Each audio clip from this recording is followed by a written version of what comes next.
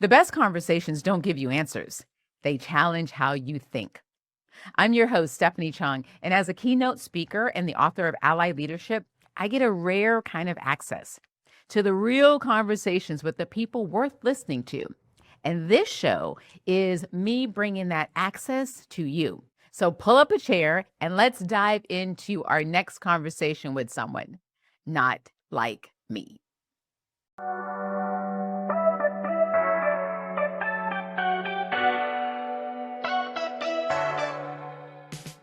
Hey, leaders, welcome back. So listen, this last episode, I sat down with Dr. Alicia Hodge and Sarah McFarland, and we had such a powerful conversation about neurodiversity and anxiety in the workplace. And if you've not listened to that one yet, go back and do that first, because that conversation, whoa, that was the starting point. That was the science, the framework, the foundation. But today is where I'm going to challenge you. All right. So see, I have learned that a very good conversation is only valuable as to what you do after it. And I know that, I know how this goes, right? Usually you listen and you nod and you smile and you think, wow, that was really, really good. And then you go right back to leading the exact same way you always have. And we're not doing that today, not up in here. Today, we are going to go deeper, get personal, and get to work.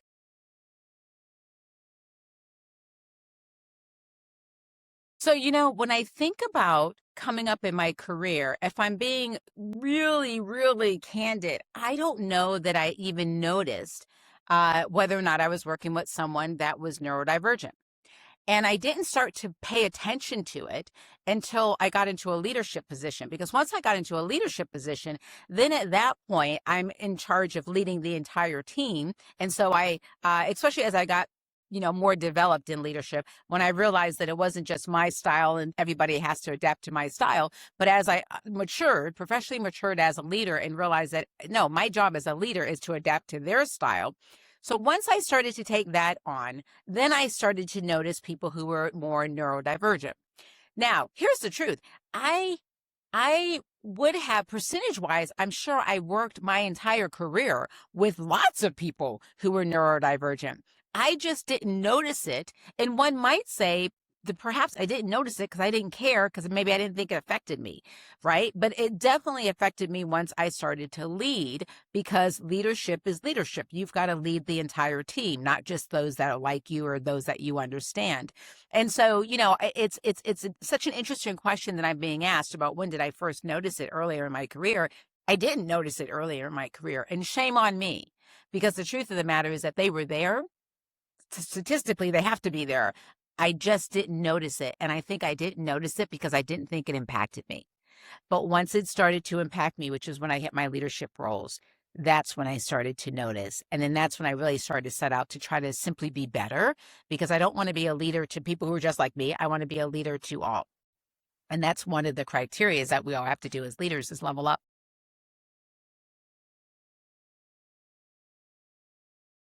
Fast forward as a leader, the very first time that I noticed that I was working with someone who was, neurodivergent, was I was in the middle of a meeting. I'll never forget this. The meeting itself, I had just come to this new division, and I was being introduced in this meeting as a person who was going to be taking over this team. So here I was sitting with my brand new team, and she was part of the group, and she asked me a question. There was something about the question. I don't remember what the exact question was, but I remember the way that she asked it. It left a thought in my head, which was, that's odd. And so I just dismissed it, thinking maybe I either misunderstood her or maybe she misunderstood me. But I wasn't, because I had so many other things I was focused in on. This was my first time meeting the team, or at least the extended team. I didn't spend a lot of time with it. I just remember it hit like a thought in my head of like, that something's odd there. But I brushed it under the rug, kept it moving. Now, the time that I really noticed was with this same girl, when she absolutely came into my office enraged about something. And, and then I now had to deal with it because she was yelling and screaming and turning bright red and shaking. And it was just, she was clearly having, just an episode that I didn't know even existed, and I certainly wasn't prepared to know how to handle it. But when I really think about it, the truth of the matter is, had I not brushed everything under the rug the first time that I thought something seemed off, then that probably could have helped me be prepared or avoid the second time, which is when she was enraged. And so I guess the real thing for me now, right, as a leader who, understands the importance of not understanding the importance of how everybody's feelings and attitudes and all that stuff, they all matter. And at no point should you ever just brush people's feelings under the rug. And though I did it that first time, had I not done it, I probably could have saved both me and her some headaches, when it came time for us having such an intense moment when she was enraged because she felt like I misunderstood something that she was trying to communicate.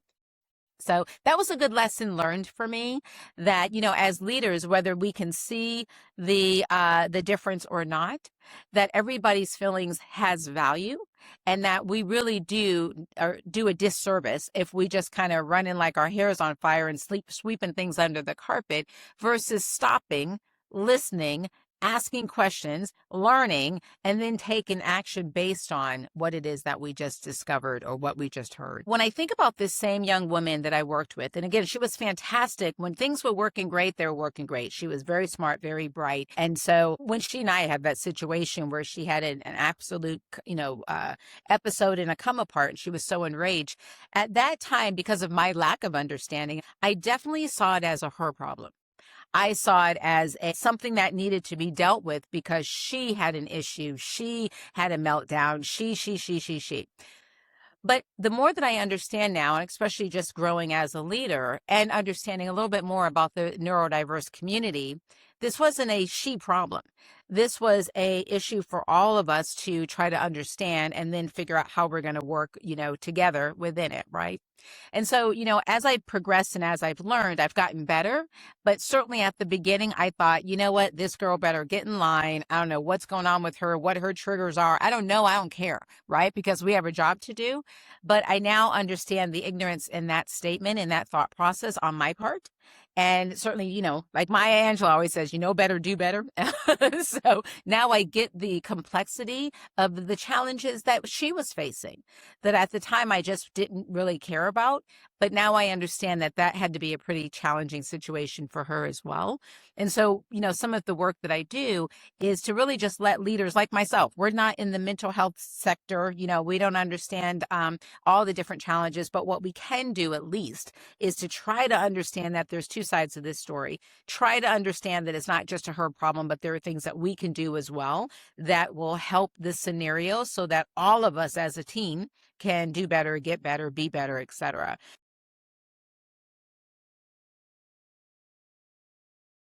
Now, here's what's really interesting. I've just shared the side of having a heart and being more sensitive and being more mindful as a leader to someone who is neurodivergent. But I also want, as a leader, I want to flip this a little bit and have an honest conversation, because I believe that honest conversations is what actually changes things. So here's the deal. Let's reverse it. The negative to that whole thing was that I was dealing with someone who was bipolar, who, when she was on her meds, she was great. When she wasn't on her meds, she was threatening to kill people in the office, okay, because she'd be so enraged and so mad and so upset. Well, obviously, that's not a good office environment either. And so I want to talk about that side of it, because it's not all rainbows and unicorns. Should I have done better? Absolutely. Could the environment been more conducive? For sure, right? But we didn't know what we know now. But even if we did know what we know now, it still doesn't change the fact that she too had some responsibilities. Take your meds, right? And when she didn't take her meds, it was like all chaotic hell broke loose in the office. And so I certainly can't have an employee that's mad because, she didn't get the right report or whatever, and literally threatening people, where grown men are coming in my office shaking because they said, she just threatened to kill me. I don't feel safe here. That we can't have either. And so, I think it's a healthy conversation that we must have about, just dealing with the neurodiverse population. Not everybody is going to be, obviously, that was more of an extreme. Most people may be withdrawn or quiet or not make eye contact or perhaps be sad or things like that.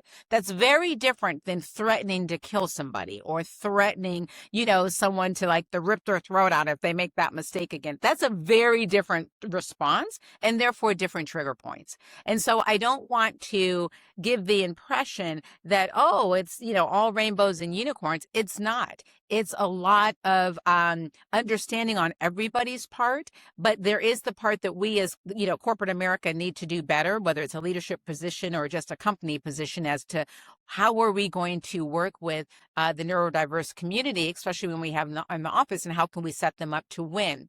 But I also don't want to be, blind to the fact that there is the other side of it, which is how much is enough? What responsibility do they have to make sure that there's not an episode that can, leave this impression where now you're putting the company in a situation where they have to protect all employees, not just that one employee or that, segment of the population. And so I think it's a healthy discussion for everybody to be having, because nothing changes if nothing changes, right? So we've got to at least start the conversation. But I would be remorse to just paint the one side, which was just from her viewpoint, or from my viewpoint as it pertained to her. As the leader, I also had to deal with the other viewpoint, which was the employees who were afraid, which was the employees who felt like they were walking around on pins and needles because you just never knew what was going to set her off. Those employees don't deserve that kind of workplace either.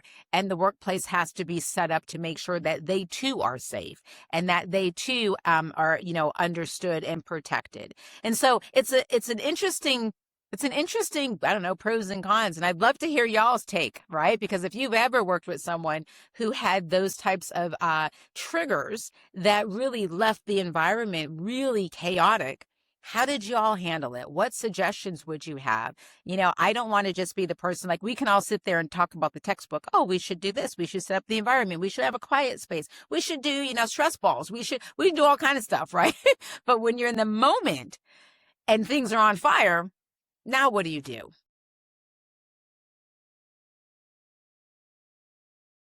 And so when we think about the environment, right now, I obviously have been talking a lot about one of the extreme, violent situations that we had with our employee that was bipolar.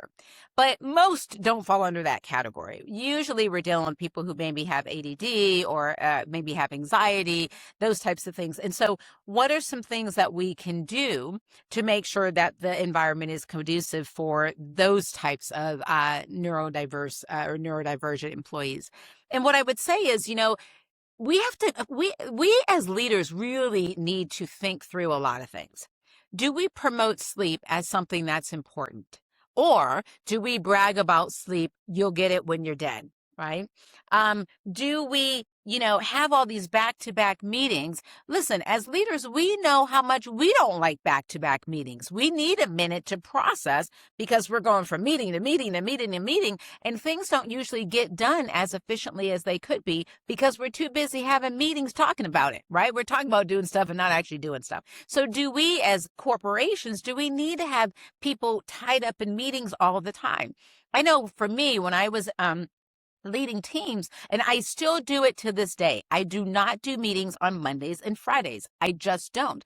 I have Tuesday, Wednesday, Thursday where I'm doing meetings or I'm on a plane or whatever, but I've got to take a minute so that I cannot, always be working in the business, but I can really be thinking about the business and thinking how the business is going to go forward. And so leaders, I guess the question I would have for you is, how productive are you and or your meetings and your company and your employees when you're just constantly having them in meetings all the time? How much is getting done versus how much is being talked about getting done, right? So that would be something I think that we should think through. And then the last thing is, how do we also put the fun back into the workplace? Because I personally have always had a motto, which is the more fun I have, the more money I make. That has been my motto for at least 25 years. The more fun I have, the more money I make. And so for me, I always try to create an environment where it's fun, right? We're laughing, we're joking, the employees are having a good time. That could be something as simple as when you're starting your meeting, asking people, how was your weekend? Or, tell me the thing that's like literally the last time you had a belly laugh, like what was the scenario, what happened? Do something, leaders, that breaks up the of the day-to-day average workplace, right? And that usually is just something simple that you can do. If you're going to have a meeting and start off with something that gets everybody relaxed, right? So we just have to rethink the culture and the climate that we're creating. We're the leaders. We're built different. We have the power and the position to actually make the change. We don't have to be held hostage to this. I will tell you, I was doing a mastermind class for a very well-known figure recently. And it was all CEOs in this meeting. And one of the women asked in this meeting, Steph, you've been in leadership, you've run companies before, and how do you handle it when you're the leader and you're not able to make the decisions or, make the change that you'd like to see? And my question to her was, I don't understand your question. Aren't you the leader? Like, how are you not in position to make the changes? You're the leader. So I don't understand the question. And I would throw that at all of you as leaders. If you're the leader, like truly, whether it's you're a leader of a department, leader of a company, leader of a team, whatever, you're the leader. You have the ability to make the change. If you're not going to make the change, who's going to make it? That is part of your job. And so I just would challenge every leader, think about all the meetings you have your folks in. Are they needed? I am a queen of 15-minute stand-up meetings. I don't think, most meetings are needed, but if we're going to be needing it, then let's kind of hit, what the high points are and keep it moving. I think we just have to rethink the workplace. And instead of complaining that this generation doesn't want to work as hard or they don't want to come to the office, let's really reassess, well, what is it that we're asking them to come into? So, of course, I don't want to just, leave you with thoughts and prayers, right? I would highly recommend for leaders that you incorporate into your structure, have meaningless Mondays, or maybe only meetings are done from 8 to 12, the rest of the afternoon's off. Do something that really takes the burden off of all these meetings, because your neurodiverse employees will thank you. And quite frankly, your employees that are not neurodiverse, they'll thank you too, right? Because nobody wants to be in 8 hours of meetings and then have to work late at night to finish the work that they didn't get done during the workday because they were in meetings, and then not be able to go to sleep until later and not be able to sleep a full 8 hours, 6 hours, whatever, right? There's a lot of this that we could do better. And we're in position to do better because we're the ones making the rules and the decisions and leading by example.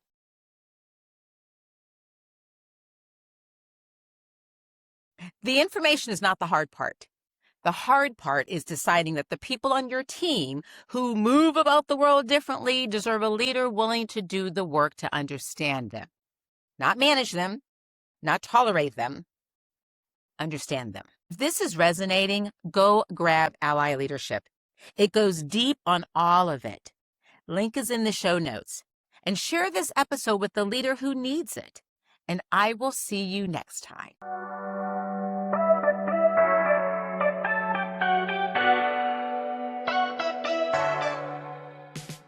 So thank you. Thank you so much for tuning in to Not Like Me.